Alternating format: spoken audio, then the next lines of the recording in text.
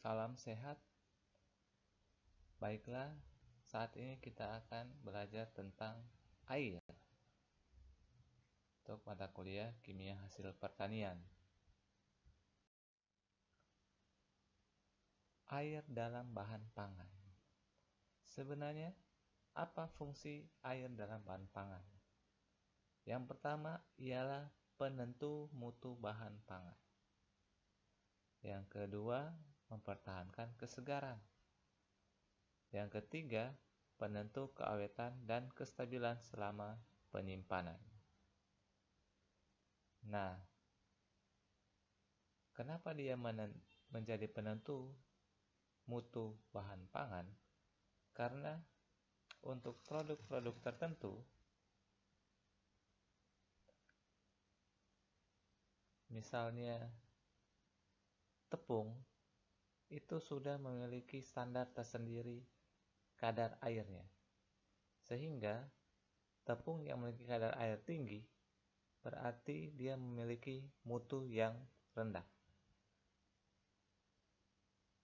Selanjutnya, kenapa air dalam bahan pangan berfungsi sebagai untuk mempertahankan kesegaran? Karena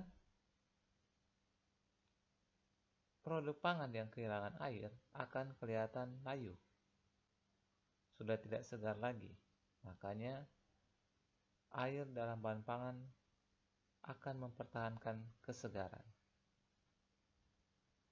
Selanjutnya, air sebagai penentu keawetan dan kestabilan selama penyimpanan. Seperti kita ketahui bahwa air merupakan media tumbuh untuk mikroba. Nah, jika kandungan air rendah, maka sulit bagi mikroba untuk hidup, sehingga masa simpan atau bahan pangan itu menjadi lebih awet dan stabil selama penyimpanan. Selanjutnya, peran air dalam sistem pangan. Jadi, air itu memiliki peran dalam sistem pangan. Nah, itu yang pertama sebagai pelarut. Seperti kita ketahui, air merupakan pelarut universal. Selanjutnya, air dalam sistem pangan juga berperan sebagai medium difusi. Difusi artinya proses pindah dari konsentrasi tinggi ke konsentrasi rendah. Kemudian, air juga berfungsi sebagai pengencer. Untuk konsentrasi yang rendah ditambahkan air, maka dia akan menjadi konsentrasi yang lebih rendah. Selanjutnya, air juga merupakan produk reaksi dalam sistem pangan. Kemudian, air juga merupakan plasticizer. Nah, peran ini semua itu terjadi pada reaksi-reaksi kimia, biokimia maupun mikrobiologis. Air juga berperan dalam sistem reologi bahan pangan. Secara kimia, air dalam bahan pangan itu mempengaruhi tekstur, kesegaran, dan keawetan. Seperti yang sudah dijelaskan lebih awal, merupakan pelarut universal untuk garam, vitamin, gula, pigmen, dapat berionisasi membentuk ion H3O+ dan OH-, berperan dalam reaksi kimia, kemudian berperan dalam aktivitas enzim, berperan dalam pertumbuhan mikroorganisme, menentukan keamanan dan kestabilan pangan, merupakan medium pindah panas, dan air tidak mengandung kalori. Kandungan air dalam bahan pangan.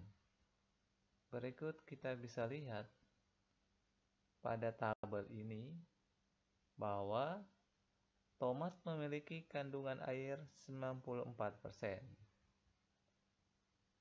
semangka 93%, kol 92%, nanas 85%, kacang hijau 88%, susu sapi 90%, ikan kering 38%, daging sapi 66%, roti 36%, buah kering 28%, susu bubuk 14%, tepung terigu 12%. Jadi, kita bisa lihat bahwa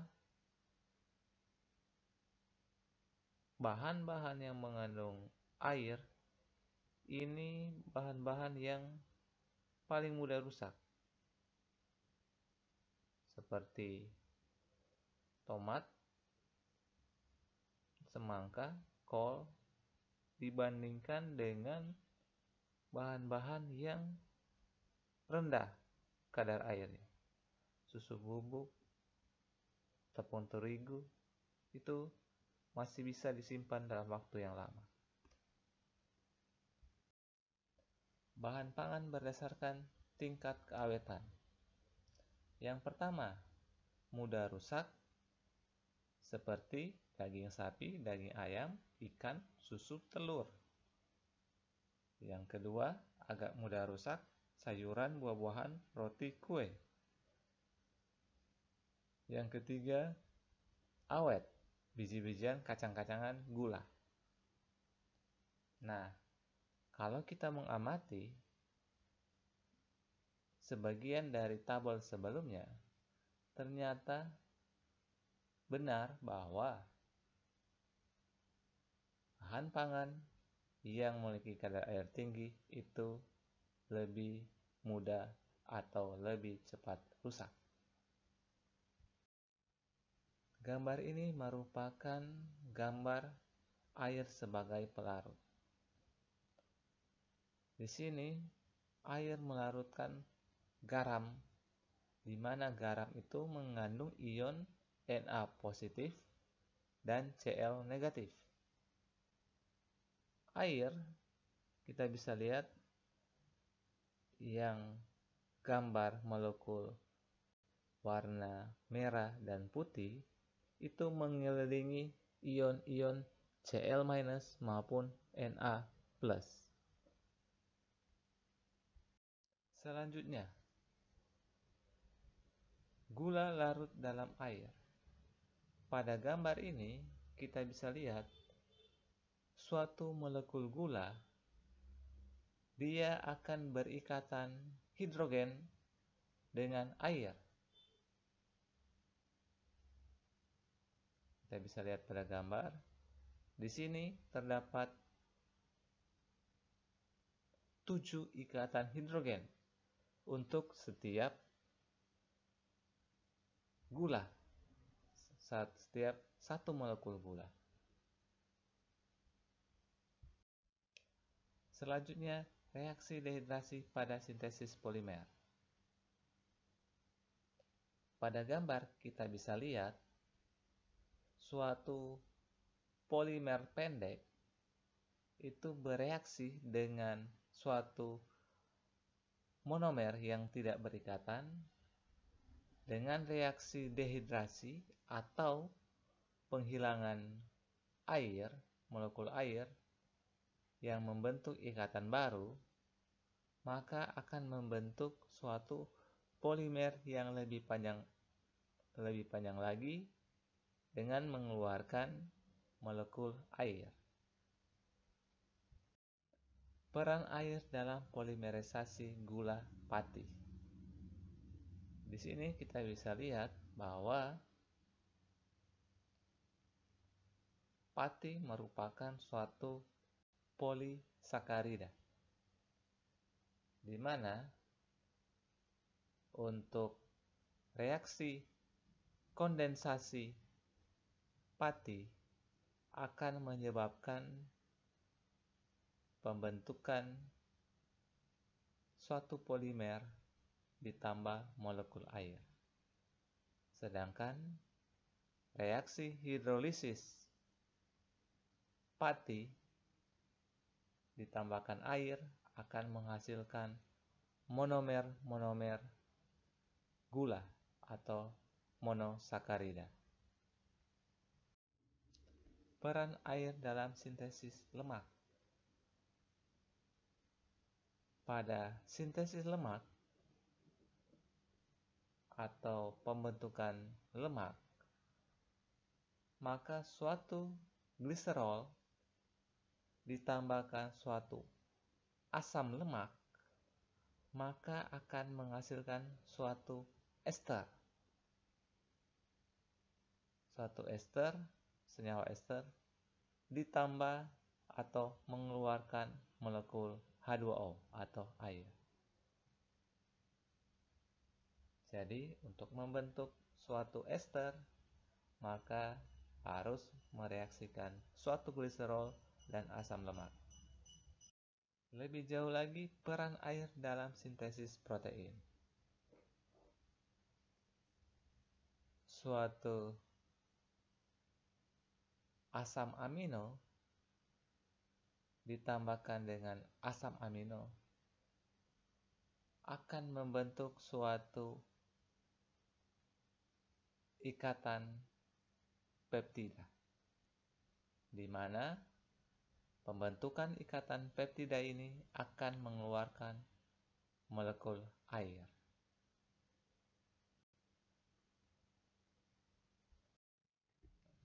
Air dalam aktivitas enzim.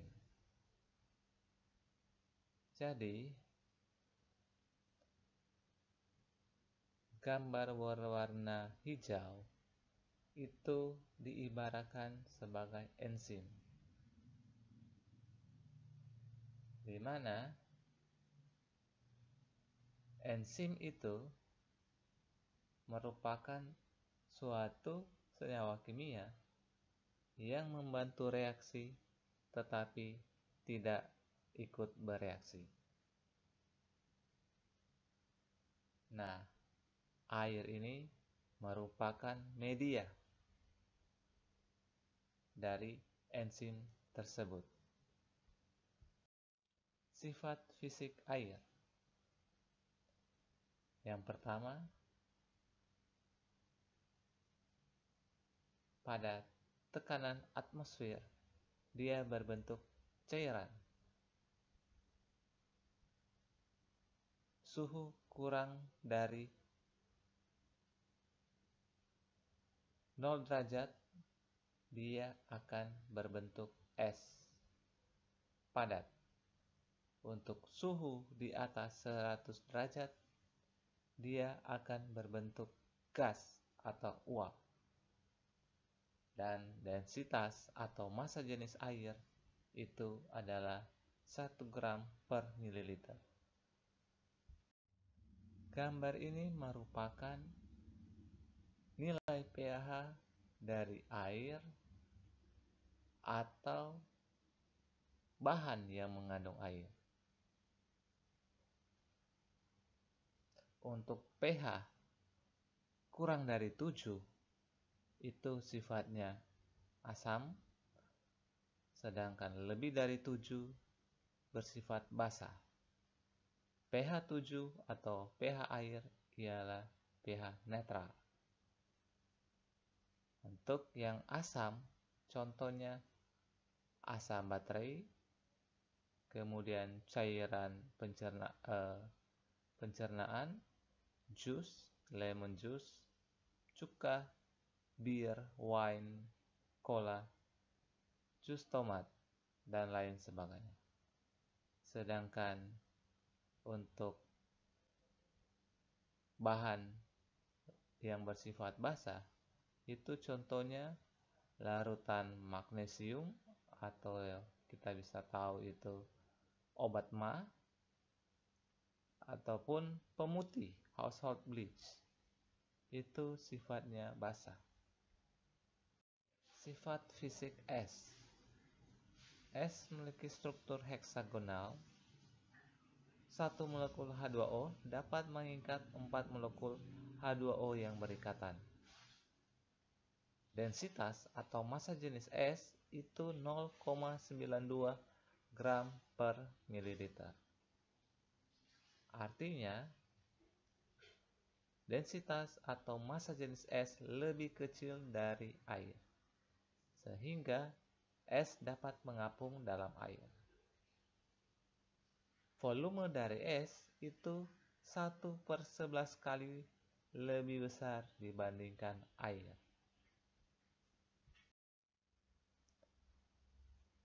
Pada gambar sebelah kiri merupakan gambar es, kemudian pada gambar sebelah kanan merupakan gambar air bentuk cair. Ikatan hidrogen pada es terlihat lebih stabil, sedangkan ikatan hidrogen pada air dalam bentuk cair itu secara konstan akan putus dan kemudian terbentuk lagi. Itulah perbedaan ikatan hidrogen yang terdapat pada air dalam bentuk es dan air dalam bentuk cairan.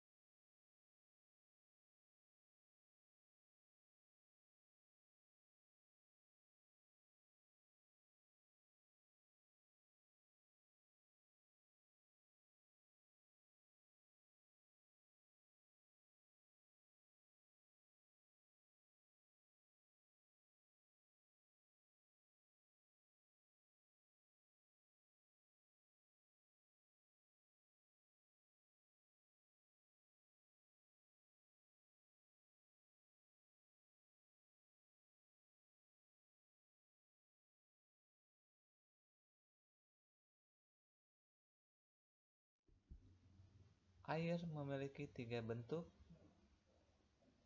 Yang pertama gas, di mana jarak antara molekul air itu sangat jauh. Kemudian air dalam bentuk cairan, jarak antara molekulnya sedikit rapat sehingga masih bisa bergerak, tapi tidak sebebas molekul air pada bentuk gas. Dan yang terakhir, berbentuk padatan atau solid, di mana molekul-molekul air tersusun sangat rapat.